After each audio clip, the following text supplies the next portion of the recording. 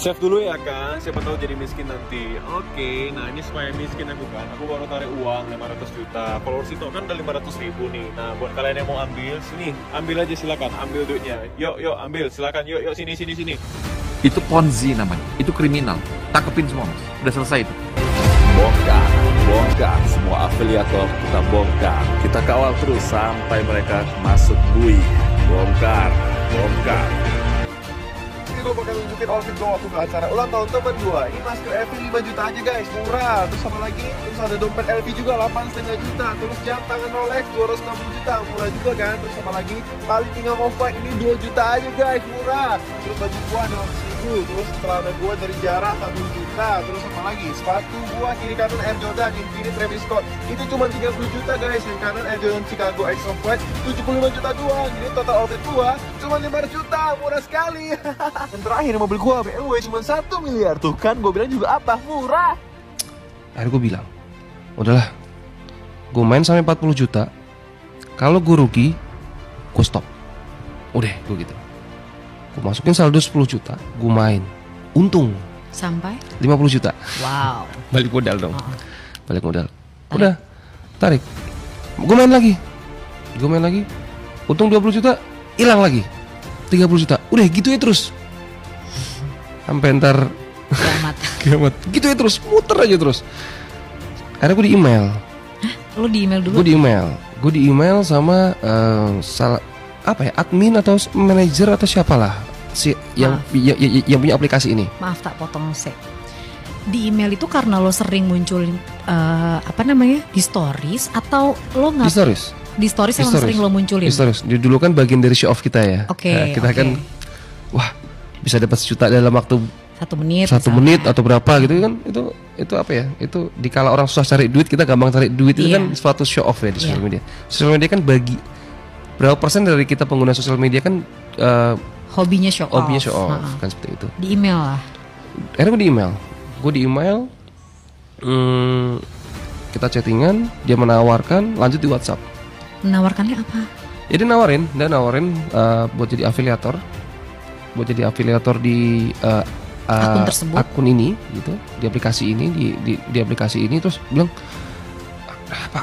apa keuntungannya? Ya keuntungannya kalau lu bisa narik orang, memasukkan emailnya dia ke tempat lu, itu lu bisa dapat persentase 70-30.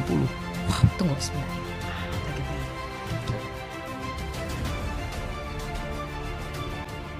Gue tuh ya pernah punya pengalaman orang kaya, terlihat kaya, ternyata dia itu di endorse kekayaannya sama Gua tahu tuh om. Tahu lu? Tahu arah gua kemana kan? Tahu. Ya, dia jatuhnya jadi BA-nya ya, kayak brand ambassador-nya. BA-nya salah si satu platform, si platform tersebut. Ya. Supaya orang-orang lihat dia, bener. Terus kepikiran untuk wah kalau dia kaya, gue ikut itu. Ngerti. Ada loh orang kayak begitu. Ada. Gue tahu orangnya yang lu maksud. Nanti kita ngomong. Lu tahu? Ngerti om. Ya, gue mikir ini bohong. Iya. Itu sebenarnya udah lama sih om yang begituan. Justru dulu zamannya MLM juga begitu. Iya kan. Iya. Punya satu mobil mewah gitu kan, dipakai semua leadernya gitu, pinjam gitu. Ganti platnya diganti-ganti gitu. Cuman gue berani bilang gue bukan, karena gue tidak di endorse dengan platform manapun. Gue tidak pernah dibayar oleh platform manapun. Gue sebagai user, bahkan gue kadang-kadang bisa ngejelekin si platform kalau dia nggak bener loh. Kayak salah satu platform yang gue mainin tuh pernah viral di Indonesia gara-gara dia punya brand ambassador yang nggak bener gitu. Orang yang iklaninnya pura-pura kaya tapi nggak kaya gitu kan, sampai viral.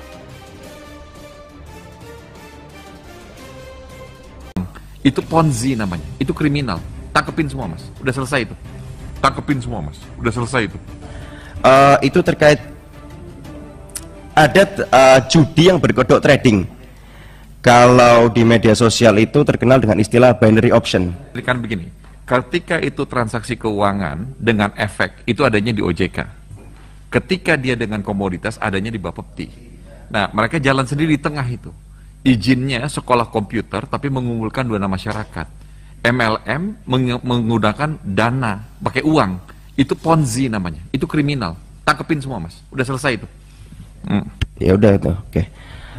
Saya rasa dua itu pimpinan, singkat jelas padat. Terima kasih. Bareskrim Polri memblokir 4 rekening Crazy Rich asal Medan, Indra Kesuma alias Indra Kents. Uang tersangka kasus investasi bodong trading lewat aplikasi Binomo itu disebut mencapai puluhan miliar rupiah. Bang, punya black card gak? Pasti gak punya. Woi, gila kau. Kalau black card yang kartu hitam debit, nah. Kartu hitam nih, debit ada 4 nih. Ini masing-masing isinya 1 miliar, ya kan? Ini black card kan, betul kan, kartu hitam. Tapi kalau black card yang American Express aku nggak punya, soalnya itu kartu kredit. Aku tak suka kredit. Apa-apa tuh beli cash. Apa itu kredit nyicil-nyicil, nggak suka aku, makanya nggak punya. Tapi kalau debit yang isinya miliaran ada 4 bos. Ada 4 kartu hitam, ada 4 bos. Tapi kalau kredit card, black card American Express, skip, nggak suka kredit. Direktorat Tindak Pidana Ekonomi Khusus Bareskrim Polri memblokir 4 rekening milik Indra Kents, Crazy Rich asal Medan, Sumatera Utara, tersangka kasus investasi bodong pada aplikasi Binomo. Direktur Tipideksus Bareskrim Polri, Brigjen Polisi Wisnu Hermawan, menyebut jumlah uang dari 4 rekening yang diblokir mencapai puluhan miliar rupiah. Namun polisi masih enggan merinci nilai pasti total uang dari 4 rekening yang diblokir karena masih dalam proses pengembangan.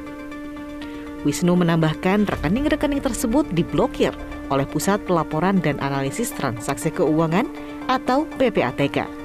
Selanjutnya kepolisian akan meminta pihak PPATK untuk membuka harta kekayaan Indra Kents untuk diselidiki lebih dalam.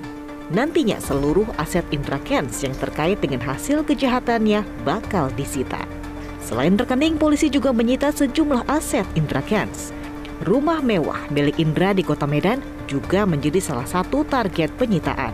Namun tim penyidik harus meminta izin ke pihak pengadilan sebelum melakukan penyitaan aset.